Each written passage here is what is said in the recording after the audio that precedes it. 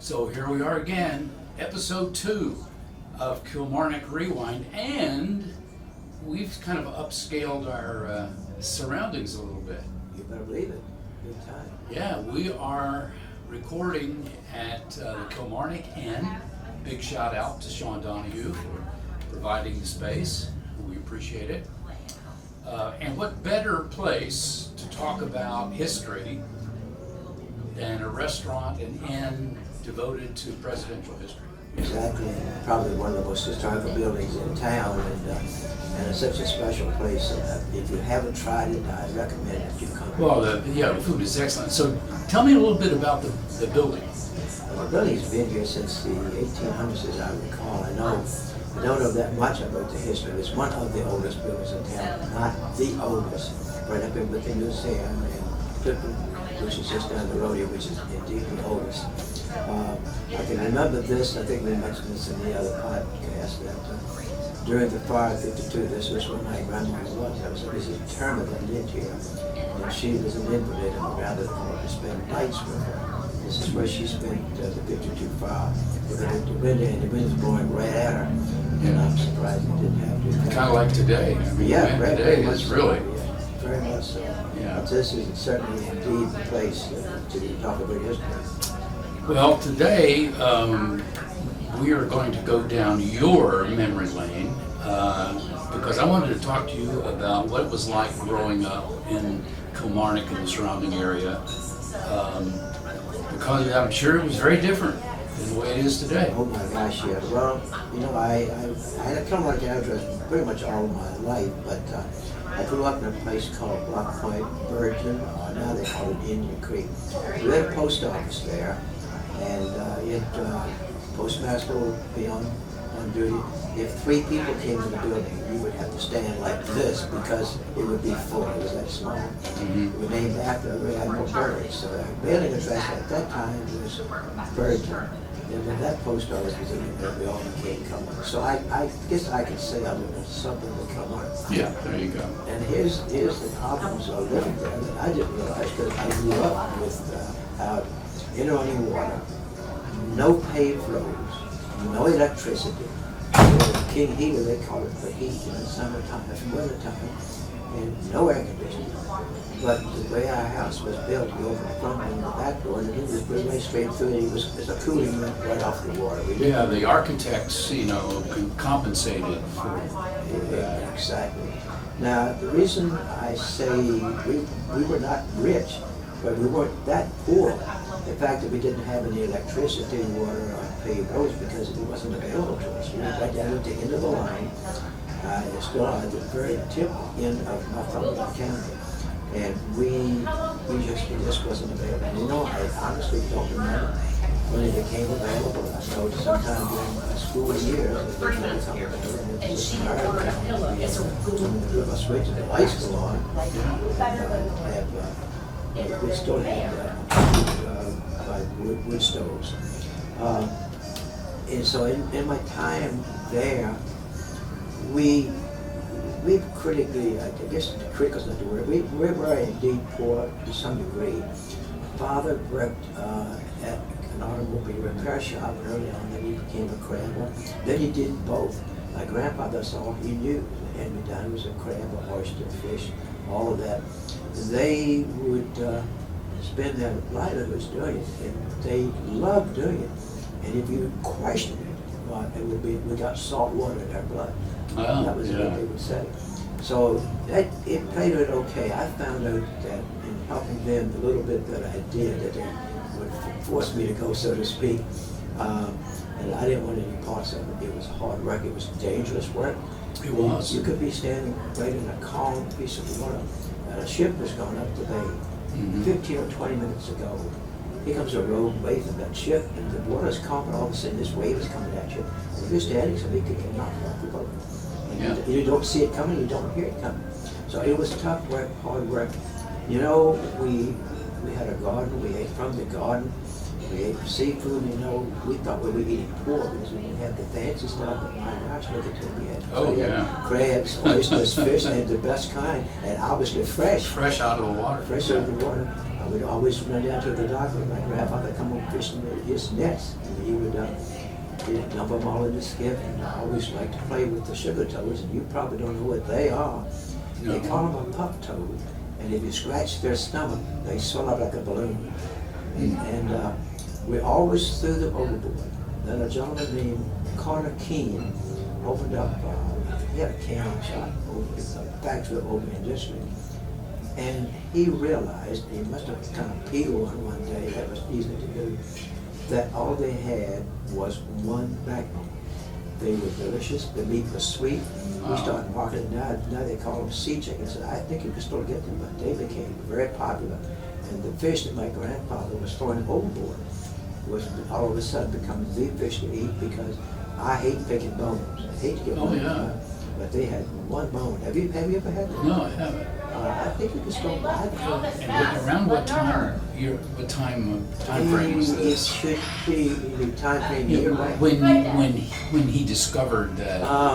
I'm going to say probably mid to late 40s, just guessing. Okay. And I meant to get in touch with his daughter. Who could Just probably, after the war. Yeah, who could probably have told me that. I just didn't think to do that. But I just remember eating those. Now, they were really tough to eat. And the second thing, so I would go fishing once in a while. And every time I put a line over, I catch an eel. Have you ever caught an eel on a line? No. Well, you've seen them. Yes. You can't hold them, they're slippery. Right. Well, you get them on your line and you can't get them off. They just twist your line all around and you can't do anything with them. So I had never eaten them, but I kept hearing on the radio about this guy that had pickled eels and had eels, and I gotta try them. So one day, I caught a big fat one. My grandmother, who I was living with, she and I fought that thing and got that thing and got it clean and filleted it and cooked it for dinner. It was delicious. Now, the interesting thing. You wouldn't think that. No, you wouldn't, but I've only eaten it one time, and the reason being, it was too daggone hard to fix. Yeah. And she and I fought that battle. Now my wife, who, if I brought a newspaper in, had a picture of a snake, I had to cut the picture out. She was scared to death of snakes. Well, you know what he was doing. Oh, sure, yeah. So we didn't tell her that the filleted fish that she was eating was eel. She said it really was good. And then she said, Carroll, that's not what I think it is. She was really, you gave me an eel. Well, we didn't do any more of those. Yeah. But it was good eating. We just didn't. Now, when you were growing up, how far out of town were you?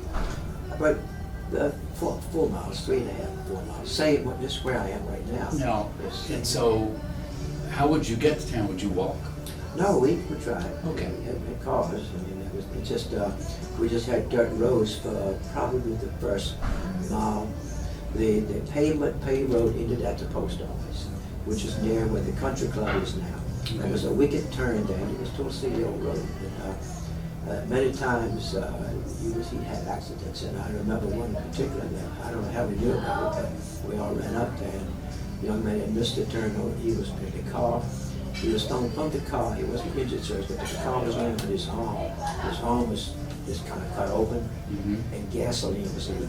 Ooh. So we had no cell phone. So we had to go back home, call fire department, and got on the fire extinguisher we could get in case the car caught fire. We'd try to save it before they get there. Yeah. And obviously, it didn't catch fire. But you can imagine the gasoline was running on him. Yeah. And if that car caught fire, it'd be gone because we couldn't move it. We couldn't move the car. So the fire department guy could lift the car, took him to the hospital. I took him to the doctor's office in the Yeah. hospital. Now, where did you go to school, elementary school? I went to school in Kilmarnock. Now, that's also an interesting thing because I lived in Northumberland County. And I went to school in Lancaster County. Why did I go to Kilmarnock? Because Dad worked in Kilmarnock at the time he was shot. So instead of having to ride the bus 15 miles to Eastville, Yeah. I'm sorry, I come to the church with it. I just went to Kilmarnock. But it was okay at that time because both Lancaster and Northumberland were under one superintendent. Both of them. They split. I think they split in the 80s because my daughter was still going to school. She did the same thing. I would give her a ride when I went to Reading. She went to school. High school was in Kilmarnock at the time, eventually Lancaster. And then they decided, the school board decided they were going to split. Well, now I'm in Terra, I'm going to pay tuition for her. Yeah. So we contacted after actually getting a lawyer, we went to the state legislature, or wherever it was, and fought it. We lost the battle. The schools were separated, we had two superintendents. So I contacted the superintendent of Lancaster High School, Mr. Booth, he said, Carroll, he said, don't you worry a bit, said you've been grandfathered. So they took it, so I never had to pay tuition. But people still go, and right now, there are school buses coming in off from the county, just down the road here, they got kids up there, not from the county, not from the schools. Yeah, And it's yet, a long ride. Long ride, and yet they could walk to school here, depending on which one they're in, but that's, I guess, it's county tradition. You know, my brother and sister went to school, and my mom, that's what they went to school. Yeah. So they had schooling in Montgomery Church, from Greenville, Callio, and Eastville. Well, I know for a fact that one of your childhood friends was a guy named Bert Chase. Yes. Because we did a video about him. Who were some of your other pals that you hung out with? Well, I had several. Also had a bully that didn't end up too well. But getting back to friends, probably the best one, Bob was genius, absolute genius. And by the way, so far as I know, I graduated with a huge class of 15. So far as I know and can tell, I'm the survivor of that class. So there's one person that moved to Richmond. His name was John Moore, with no middle initial. I'm not even going to try. I'm not even going to try. But I think he's probably gone too. But anyway, Bob Condon and I stayed close together. Bob was kind of an outcast. He was very poor. He loved to do magic. He loved to do mind reading. And we had probably more spare time than we should have had. We learned to do a mind reading back when I would have code words. And we worked on it, we just knew about it. And we also had a plan. If you gave me something to him to tell me what it was, and he couldn't do it, we came up with a plan to make you think he did it. And so we had code words. And then we had a magic act. We'd go into schools and do fun stuff like that. And then probably, I think there was like 8 girls, 7 boys. Those 2 were probably the most. Bert was the closest. But the reason being because I got to school very early because Dad had to go to work early. Yeah. And Bert's dad was the principal and he got there early. So we just palled around and got into mischief. Yes, I've heard stories. Yeah. So between the 2, getting back, there was another young man here named Sam Venable. And those of us that went to school with him remember, he was one great loving, always shoving, always pushing. This went on for, I think up to 6 or 7, I want to say 6. I had some loose or something, he shoved me. And I just got up and popped it, just like that. We've been friends ever since. Yeah, no. Sam didn't make it too well. He ended up in the penitentiary. A lot of bullies too. Yeah, exactly. He got big time. His dad ran a trucking company, and he actually lost all his dad's trucks. I think the family is going up. But Sam, he was just he seemed like he was in trouble, in big time trouble all the time. Yeah. Because at that point in time, they had one officer in Kilmarnock, one state trooper in the area, and a sheriff, and just to give us a Lancaster County. Same thing for Northumberland counties, but we needed to call our sheriff's department from home. When we finally got a phone, it was a long distance call. Wow. That wasn't but 35 cents, but 35 cents was a little more money. It was a lot of money. Were you on a party line? Oh yes, yeah, that part of that. We had a fire one day. People don't understand that. My grandmother was on the party line, and the phone would ring, and she was like, "No, it's not for me." Yeah. Because it wasn't the right number of rings. And we had a fire one day, so I thought my grandmother's house burned down. And I went over next door because we didn't have a phone at that time, and I got on the line, the lady was on, and I said, "Ma'am, I got an emergency." She kept on talking, I was a child. And by the time one fire truck at the time they got there, that's one of the not so good for the things to have, and living away from the apartments. But anyway, by the time they got there, it was gone. So. Yeah. But the reason I lived with my grandmother, I grew up in had a dad built a small bungalow in 1939, I think it was, and he had one bedroom, one living, one bath. kitchen and dining room. Well, then I got another job, so I had to sleep on the floor, or I sleep on the coat. So Yeah. my grandmother had a two-story house, so I just moved in with her. Sure. No animosity. Right, So, more room. yeah, so my grandmother ended up being more of a mother to me than my mother, because I grew up with her. And how far, what way was she? Oh, it's Sparse Kids across the street. Oh, okay. That's the story. If you go there, it's the Ashburn compound. That's 4 houses, and I have 3 of them which I lived in. Born in one, raised in the other, another one, and built the third. Wow. So it's. So you still live in the area that you grew up in? I started right on the same property. Wow, that's amazing. View of the water, view right straight down to the bay. The house that we moved in. What happened was we were born in the bungalow and moved to my grandma's house and it burned. Dad and Mom still had my mother, they had 2 children, my sister and brother.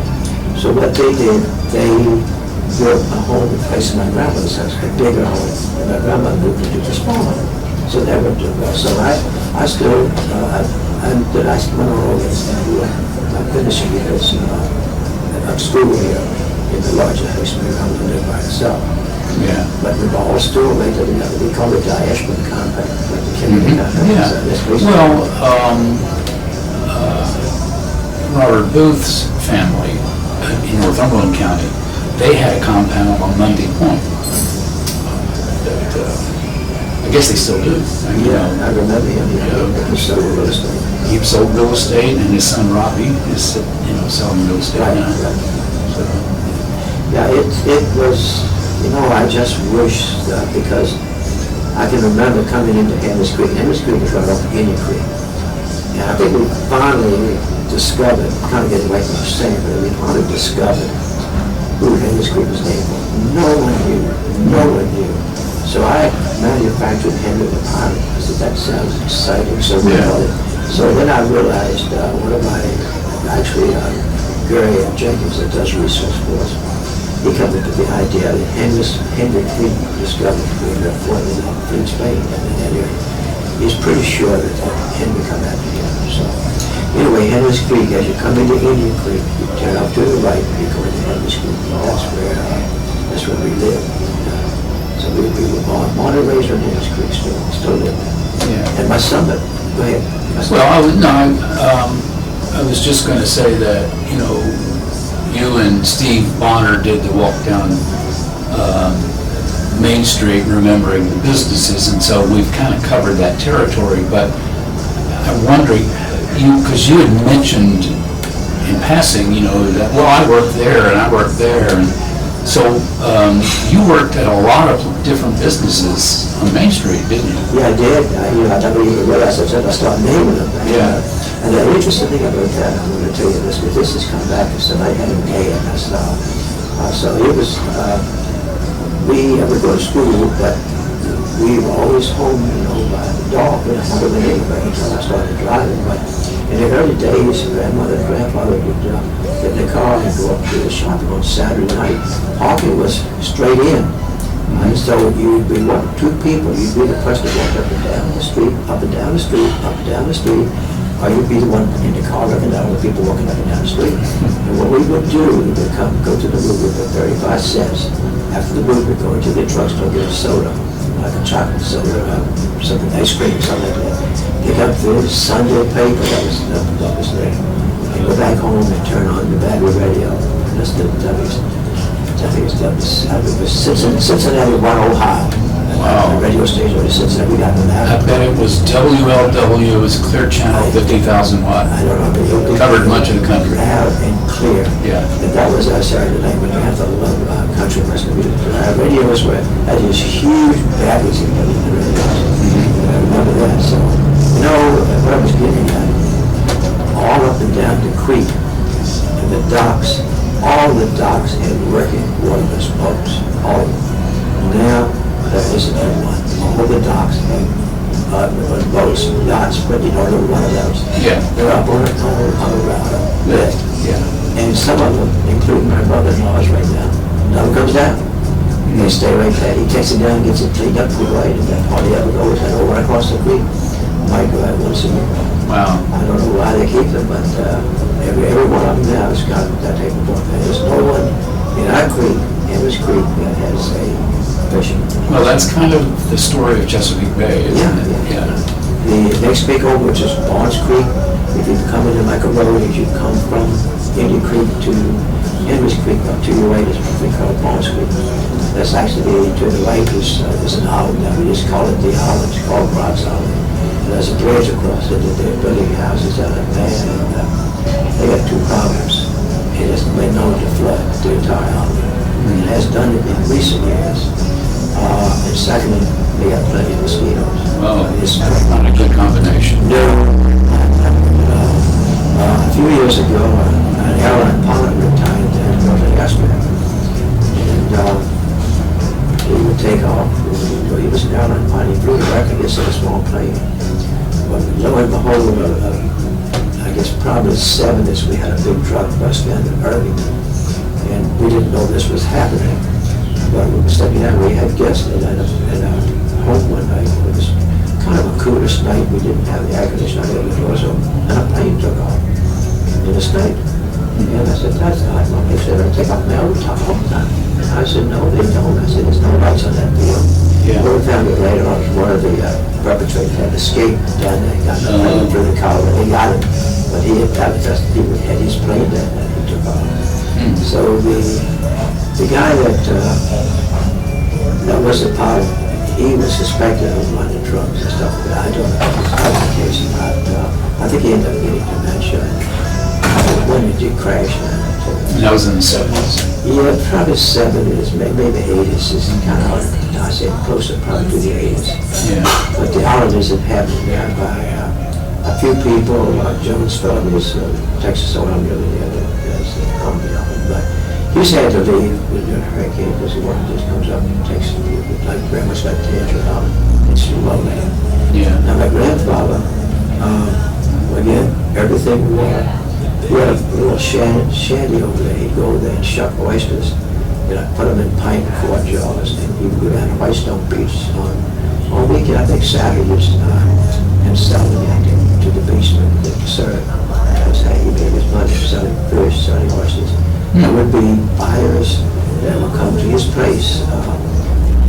They would buy the fish, commercial buyers. And he would sell his fish to certain buyers. And he would sell fish and oysters and clams. And what I would do in the summer to make my summer money, I would wait around the shore before I had a boat and pick up soft crabs. And you can soft crabs, if you see them, you can I don't know how to tell you to recognize. I can recognize one in the water, and you wouldn't probably be able to do it. Sometimes I'm wrong. If you're wrong, you get bitten by one. But that's how I made my money, was to pick up soft crabs. Then I had a boat and I could shovel around. Don't like to fish, and I'm not moving, but with the soft crab, you're moving. If you just shovel around, you take your tip net and shove the boat around.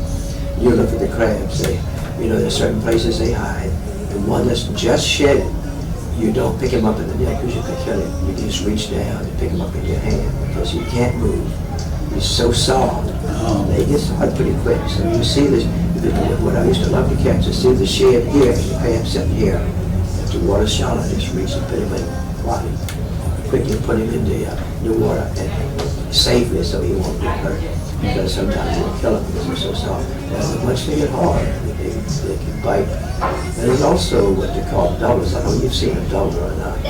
So they're mating. They cling to the post in the dock. Like if it tears your nets up and it goes down, you wouldn't have to go anywhere, go right on the dock and pick them up. Most of the time, the crabs were peelers. That there was a male crab, usually a big enough crab to be a good crab meat. Yeah. And you get a peeler, so you get two for the price of one. Put the peel in a trap, and you get in the boat, you could shed the peel, and you have a soft crab. In the meantime, you got a hot crab. So, and usually the wrong time of the year, you would be enough crabs that you could get them, as they call it, to eat, and you could steal them. Yeah. But I love soft crabs and hard crabs too, but we would catch them off the dock. And I got yelled at one day, and people don't understand. If you put oysters down, they don't move. They're yours. Yeah. But if I catch a crab on your dock, it's not yours. Right. And I got yelled at from some guy from the city that, no, we cut catching my crab. I said, sir, it's not your crab, but you can have it. But we would go around and at that time frame, I don't know why they would cling to the poles, but they would cling to the poles. And they were difficult to catch, and you also put it in that sense because the poles would have arms on them. Yeah. Like a razor, they would cut you down. Yeah. So that's how I made my money. And also, when I'd go to the places where they bought the crabs, they would have a little shanty that they would sell soft drinks. And I think you'd get a drink for a nickel. But then you take the bottle back and get 2 cents on that, so the soft drinks didn't cost you too much. I think you would have to put it I remember Coke machines, 6 cents. Because they gradually went up, but a nickel and a penny, that just seemed like too complicated of a machine. It's like you would, and I remember we were taking a trip one time and Coke had just gone up to a dime. And we stopped at a gas station. My dad bought a Coke, and he said to the attendant, he said, I'd like to take the bottle with me. How much is the deposit? And the guy said, a dime's too much for a Coke. You can go ahead and take it. So, yeah, that was the good old days when we could gather up bottles. Yeah. And that's another thing here we had in Spain. So if I went waiting, I would get cut from it. We had no place to throw the trash. And here's what glass. Yeah, I've heard that. Yeah, I used to dress up, and the trash you could burn down on the shore, so it could hit away. And that's where we burn the trash and throw the bottles and stuff in the water. Years later, I would get them to do some decent old bottles. I can imagine. Yeah. And Because eventually they would just sink into the sediment. yeah, they would go into the sink, and you'd have to see them. But I know in some places I would go crabbing in later years that people have done those bottles. And I got you ever see my collection? I got a garage full of bottles and what I found in the creek in the water. So Kilmarnock had a movie theater. Did you go often? Saturday nights. Yeah. And they always had westerns. Yeah. And we would, the boys in town would play up the westerns. I was going to be a part of it. I was going to be in town to play Ron Cassidy with them. Mm-hmm. But always a western on Saturday night. And the film would break most of the time. You'd get also the theater would go dark. And then once in a while it would go solid. Somebody said, oh my God, I'm going deaf. So for Saturday nights, and they would just stand in there. It was dangerous because if you had a fire, you couldn't get out of there. But people, they would just pack them in. And we would rent, the price was 35 cents. That was a ticket. They had 3 people that ran the theater. Had 2 projections one at a time. And the lady and the husband, she sold the tickets and did the concessions. And then there was either no TV or TV was in its infancy and very few people owned TVs. Yeah, I remember when TV first came around, this just had to be, I was still in school. We would come home from school during the World Series. I was a baseball fanatic. And we was just all get around this one window and had one of these small TVs. I think it was a guy that was Far Shot, that was a TV shop. And all the kids could get around, and adults too, to watch the game. And that was the only place we had to watch it. Yeah. And then when we finally got a TV, it was a huge box, and it had 3 channels, no remote, black and white. And you needed a really tall antenna. Yes, to pull in Richmond. Yeah. Now Richmond, I guess, is the station. No, it wasn't Richmond here. We got the Norfolk station better. Really? Yeah, we couldn't hit the Richmond station very good. Eventually, we got with a lot of water. And still to this day, those of us that listen to the station, my sister listened to the Norfolk stations, that the weather forecast that comes from Richmond is not as appropriate as the one from Norfolk. Yeah. Because we're on the coast. Yeah. Because now the weather does come to us from west to east, so we know something's coming at us. But no, they were Norfolk, Hampton, Norfolk, and Newport News. maybe some people. We was all in that same area. Yeah. We were also as far as radio is concerned, and we still do. You know that the ESR of the state. Right. I was listening to it this afternoon. Out in Clay at WDMV years ago. I don't know how this happened. We had no station here. Warsaw, for some reason, couldn't be heard here. They were AM, couldn't be heard. They went to FM eventually, and it's like we're down in a hole, we can't get them. But DMV, I don't know, I didn't see CSR was that, but DMV was at Pocomoke City, Maryland. And I contacted them for something. Next thing I know, I'm selling ads for him. Over here, over there, and he worked it well because they asked me like $3 or $4. Yeah. And because everybody listened to that station, so I had a job in radio way back before. About what time of?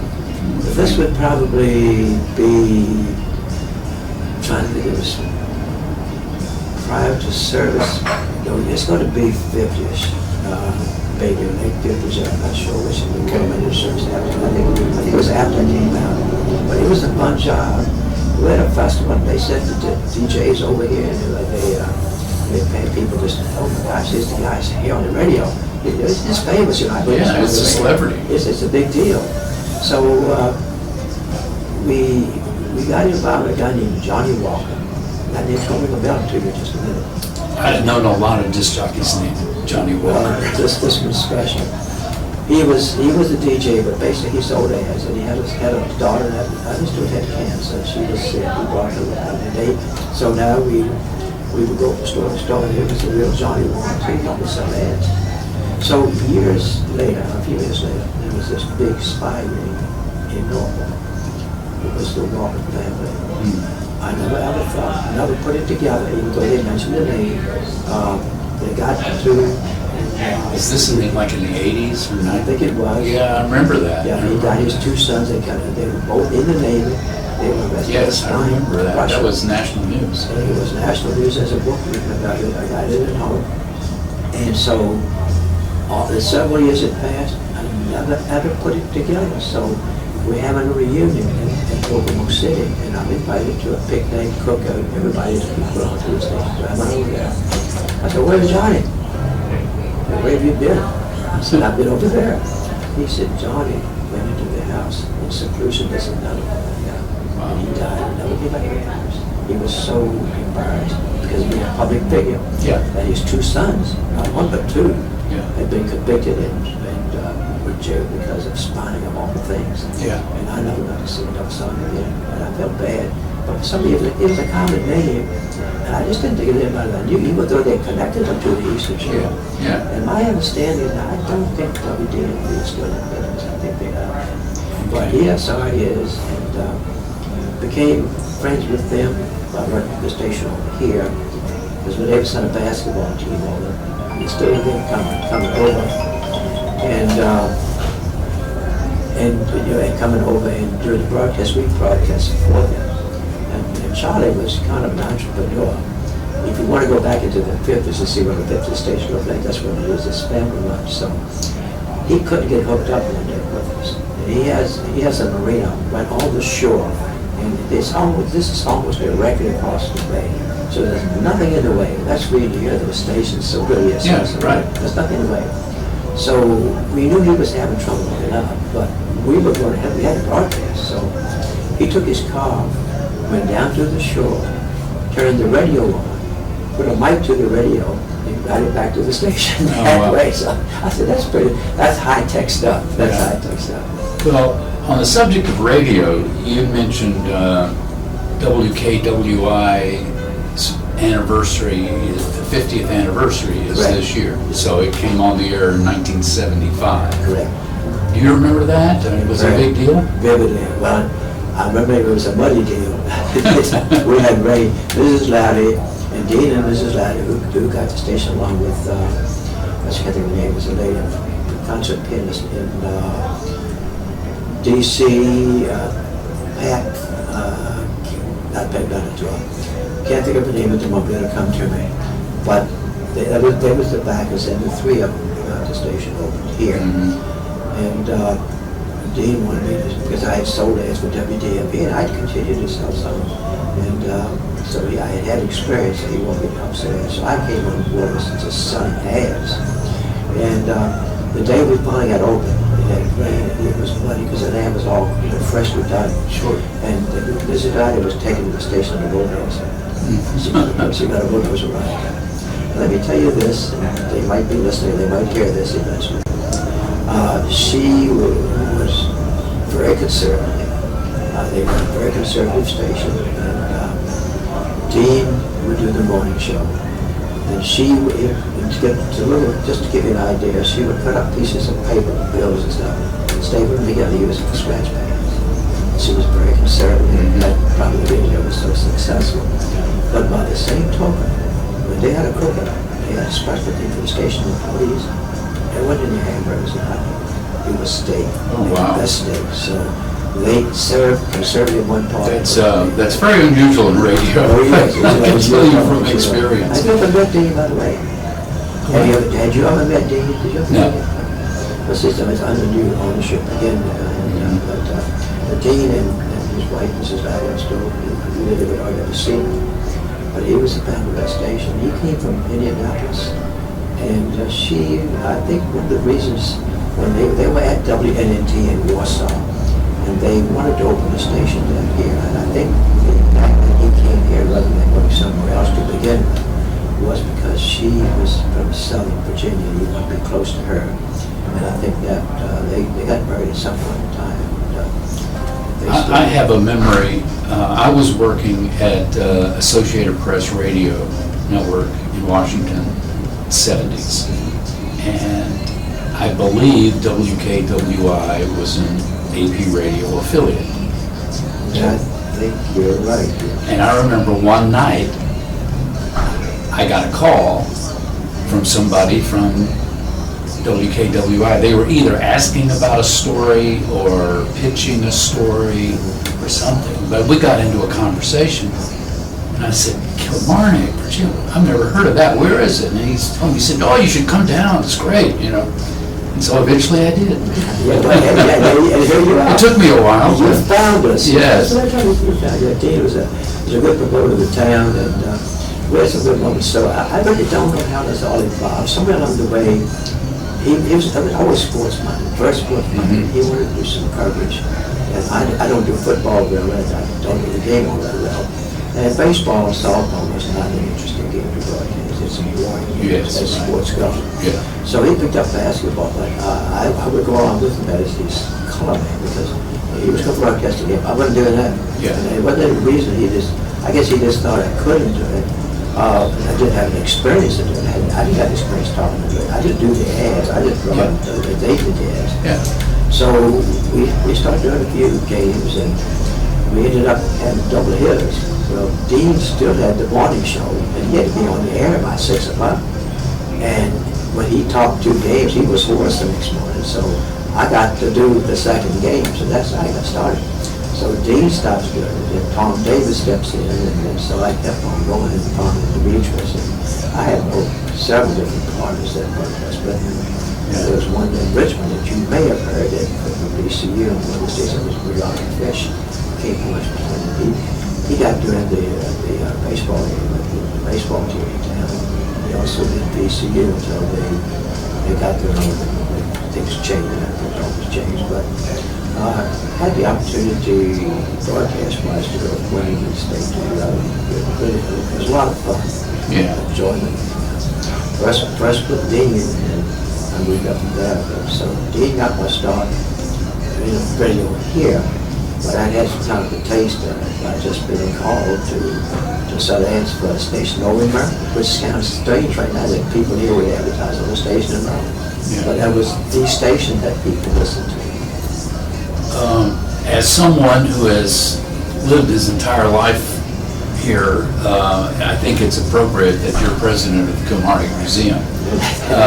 How did you get involved in that, and how has that, what has that experience been like? Well, I want to say this, as boring as it looks and as boring as it can be, I got to tell you right away, I'm just amazed at the crazy things that have happened, most of them good, and continues to happen right to this day. I love the job, and Mrs. Sue, Augustus Lou, she was a Eubank, founded the museum. I was still working, I had no interest in it. She wanted me because we had been friends, and we had dated a couple of times. she got a lot of her friends to be on the board, and I just wasn't interested. I was playing softball, I doing the radio and doing Sunday Paws. I didn't have time. But then when I retired, and I really don't know what changed my mind, whether she kept after me to come on board, and I really don't remember why I did it, but I went on board. I don't remember how I got elected president, but I can't get rid of it. and not that I want to, I'm enjoying it. Yeah. But it'd be nice to have somebody to take over, but so far, it's been, it can be boring, it's a challenge, but it's amazing the things that I just run into. They're just amazing. For example, just recently, a guy from Tappahannock, I've never met in my life. Almost a few, I got a marble top table that's worth of something made from the cherry trees and the Ashburn Basin and handmade and all this kind of stuff. Would you like to have it? And I thought, I said, yeah. And I thought, why me? You know, why this museum? Yeah. But we didn't get into that. So I said, yeah. He said, well, it's very heavy. So I got myself a couple of people got a van. In the meantime, he said, I got a model boat. Would you care for that too? I said, well, are you selling it? Or are you giving it away? I'll give it away. So we go get those two things, and it just hands them to them just like that. And still not, but not really sure why. It's some kind of sort of connection in mind to the electoral family here. But in any case, we got that. And now this is ongoing, and it's going to take place very shortly. I've been trying, one of my outreach programs is helping the people that are around Westminster, Canterbury. For those of you that don't know, they're senior living, and also a conference senior living here in town. We do little bus trips for them. We find things for them to do. They got event planners there, Tappahannock, Westminster, that's 5, I think. But I still know things that they don't know. I help them with their things. Yeah. And for instance, we found the cheese. You know, there's a cheese making plant in Richmond County. Did not know that. We found that. Went up and bought some cheese, and now I was saying, when we get ready to go by bus, I want to ride. Well, I looked at the sign-up list the other day, got nothing but 2 buses, maybe 3. Everybody wants to go. Oh, wow. So some things about so we also find speakers. So I got a television call for the paper the other day, and rapping about by Mason, talking to him. Came over, and I was got a lot of trouble with Indian tribe, something about Chief Gabriel Spears. Well, it didn't make any sense, but we've been trying to find Indians to speak with the Pamunkas, the Mattapanai, other Rappahannocks. Rappahannocks is booked up, and they all charge. And not that they don't pay, but it just kind of goes against the rate. And I haven't been able to make contact, so we have his number. So I called him, and he is the newly elected chief of the Waikamico tribe. And he's coming up here. As a matter of fact, he may be here by now. He left this morning to come here. And I called him and told him we could help him at the museum. I didn't know what he was going to do. I still don't understand exactly what his mission is here. But he was coming to Kilmarnock to do some research, maybe a dig, because the Waikamico Indians have been kind of left out. Yeah. So I said, so what part of Richmond County are you from? He said, Richmond County. I said, yes, sir. He said, I'm from Oklahoma. So he's flying in from Oklahoma today. Oh, wow. He will be speaking at Westminster, Canterbury on Monday. And so we've got our speaker. But these things kind of fall in your lap. And the same thing with donations. We've had people that come here that make sizable donations. It's a fun thing, and we have stories to tell. Of course, our most amazing stories about the band director that got arrested for marching too slow. Yeah. And of course, bird flying under the bridge. So yeah. We have unbelievable stories. And for little girls that come there, we don't sit in the chair that nobody's allowed to sit in, except for the queen. Yeah. And we put a crown on them and they have fun. So that's a long answer to a short question, but I enjoy doing it, making people happy, giving back to people. We do not charge. We do not have any paid person. It's all volunteers. All volunteer, all the way down the line from the first person to the last. It's been a fun run, and I wouldn't trade it for anything in the world. Just a surprise as you get. Just for example, today they brought me a free ticket for a Dairy Queen treat. In the first Dairy Queen we had here, she didn't know we had one. We had a lot of this, not the first time we've had daiquiri here. That was that once. She found it in a book in the library and brought it into us. Oh, wow. So that's not a biggie. No, but I mean, people know that, if it's local history, then it needs to go here. Yeah, and we found old roller tickets for steamboat tickets. I think I've shown you one of those. Yeah. And so it just goes on. Amazing things happen. Most people that come there are very appreciative. You have some that come for different reasons. Yeah. Some come to use the bathroom, so that's okay too. But growing up around here, it was an amazing life. I just look at it. I wouldn't give it up. I hated to leave to go to the military. I was going to be drafted. And this was back in 1952. I was kind of bouncing around and got to school. I didn't want to go to college. I didn't want to go more school. I love school, but did not want to go anymore. And here's something else. We went to school 11 years. That was it. 11 years. So now, I'm just bouncing around, not really doing anything, but so I'm going to be drafted. So my dad said, you better join the Navy because that way his career is going on. Yeah. That way, he said, you won't be in a box, at least you have a bed to sleep in. Yeah. So I'm thinking about Navy. So a friend of mine worked at the record. He said, how about you do the Coast Guard? That's what you want to do. So I thought, well, maybe that took some maybe that's something about the career. Maybe it is. So I decided to talk with Dad about it. I decided, so I had to go down north to do this. So that's an all-day trip, 3 ferries, Rappahannock, New York, and the James. No bridges, no tunnels. I go down there, and the guy says, you graduate? I said, yes, sir. How many years? I said, I'm in 11. He said, I don't know where. He said, it's 12. I said, no, sir, I'm in 11.